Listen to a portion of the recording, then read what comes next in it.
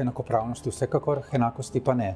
Vsi vemo, da sta spola različna, da smo moški in ženske drugačni in tukaj mislim, da je to poudarjanje enakosti spolov imelo mogoče tudi negativne učinke.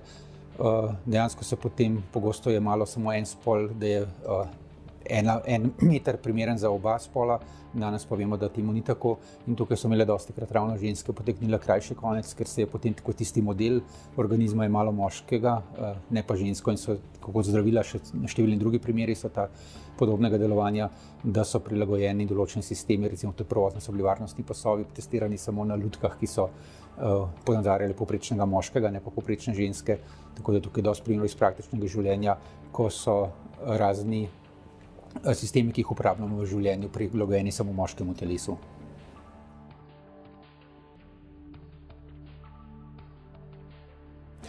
Dejansko pravega odgovora tudi tukaj še nimamo, to je tako vprašanje aktualno ves čas potekajo razprave, ali je tukaj kaj prirojenega, ali je to vse privzgojeno. Raziskave, ki so bile narejene, so pokazale, da ne bi bilo tukaj tudi precej prirojenega.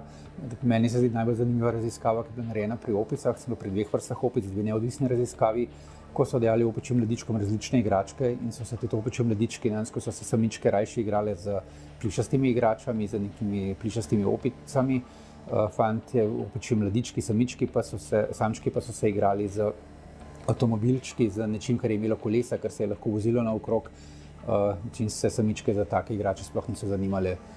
Zame osebno je to dosti velik, ne pa seveda popoln dokaz za to, da dejansko obstoje neke tudi prirojene razlike, biološke razlike v to, da nas zanimajo drugačne igrače.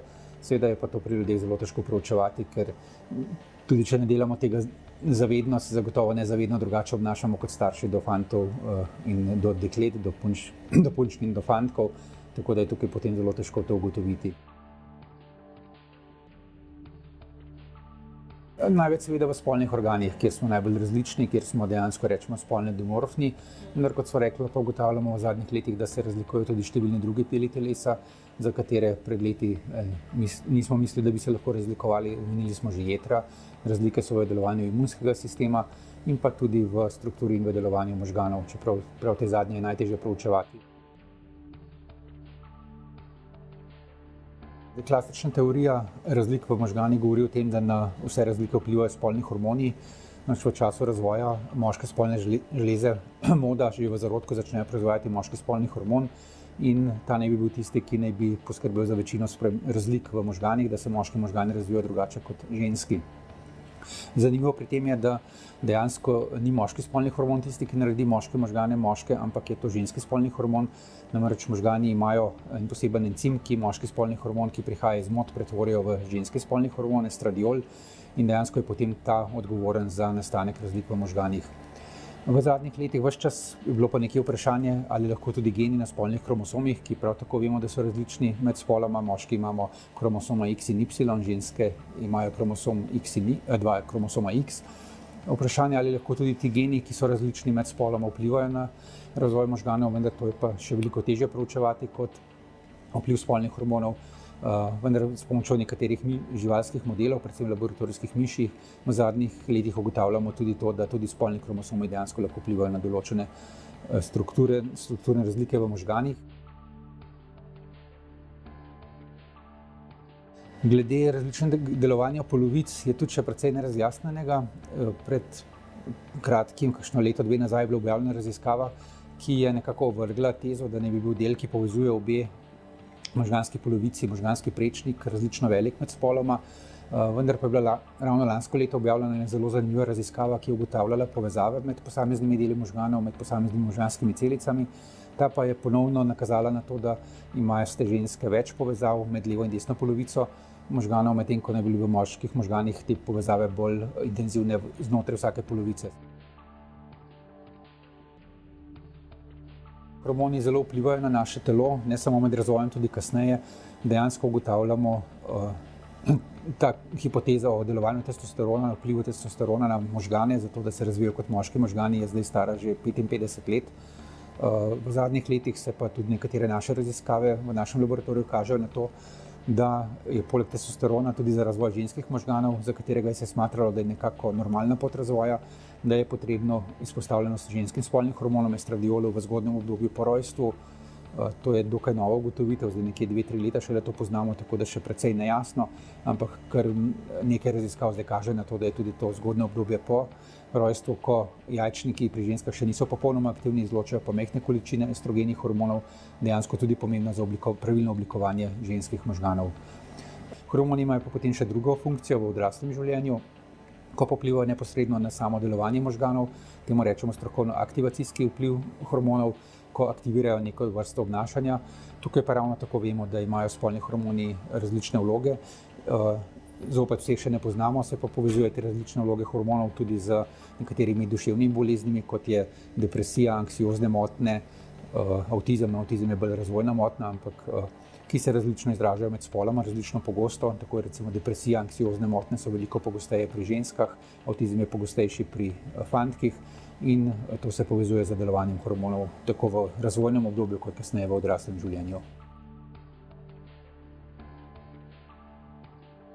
Ne popolnoma absolutno, bolj relativno. Tako kot sem rekel, da večina moških bolj močneje izraža neko obnašanje, recimo, če so rekla prej, nasilno obnašanje je večinoma bolj prisotno pri moških, hkrati imamo pa seveda tudi ženske, ki so bolj nasilne in moški, ki so popolnoma nenasilni, tako da razlike niso absolutne, so bolj relativne in se pokažejo na dovolj velikem številu primerov, ko jih proučujemo.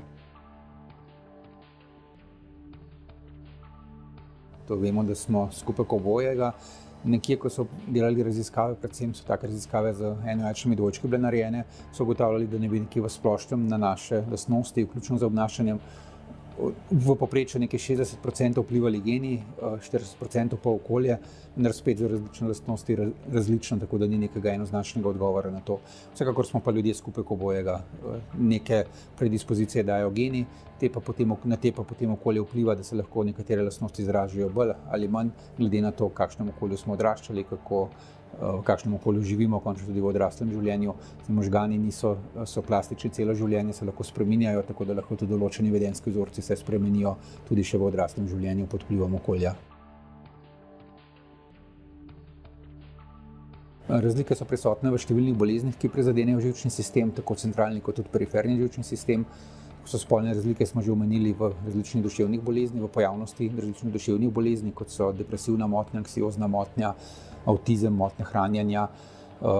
Potem so motnje tudi spolne razlike prisotne tudi pri šizofreniji, tam sicer ne v pojavnosti, vendar je običajno pri moških bolj resna in se kaže za bolj resnimi simptomi in se začne v mlajšem obdobju. Potem so spolne razlike bile opisane pri pojavnosti Alzheimerjeve bolezni, Parkinsonove bolezni, tako da je tukaj veliko spolnih razlik po pojavnosti bolezni. Dejansko pa skoraj za nobeno od teh bolezni še nimamo trdne povezave, kako je to povezano s strukturo možganov, kateri so tisti deli, ki vplivajo na to, da se neka bolezen pogosteje izrazi pri ženski kot pri moškemu in obratno. Vidimo, slišimo, verjetno ne, ker čutila delujejo dokaj podobno. Tudi same, če govorimo čisto o tehničnem vidiku videnja, slišanja, tukaj mislim, da ni nekih razlik. Tudi v teh delih kakšnih razlik ni bilo povezanih. Za samo dojemanje potem stvari, pa občutenje pa zagotovo so razlike.